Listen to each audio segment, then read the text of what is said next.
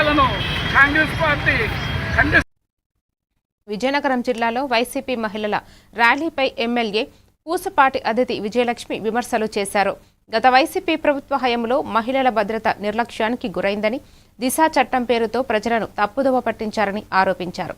మహిళా సాధికారతకు తమ ప్రభుత్వం ప్రాధాన్యం ఇస్తోందని, మహిళల సంక్షేమానికి పలు చర్యలు చేపడుతున్నట్లు తెలిపారు.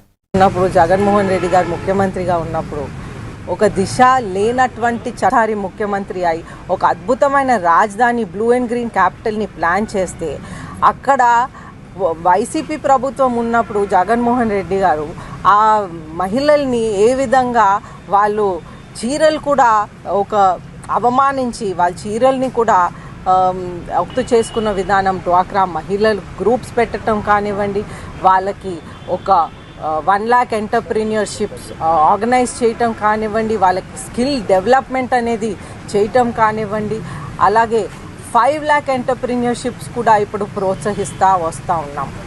అలాగే మనం చూసుకుంటే 33% అనేది రిజర్వేషన్ మహిళలకి అక్కడ పాస్ అవ్వకపోయినా మన పార్టీ నుంచి మనం ఖచ్చితంగా చేస్తారని ఆల్రెడీ మన అందరికీ కూడా చెప్పుకున్నారు. అయితే ఈ విధంగా అన్ని విధాలుగా కూడా మహిళల్ని ప్రోత్సహిస్తూ మనం ముందుకు తీసుకువెళ్తున్నాం.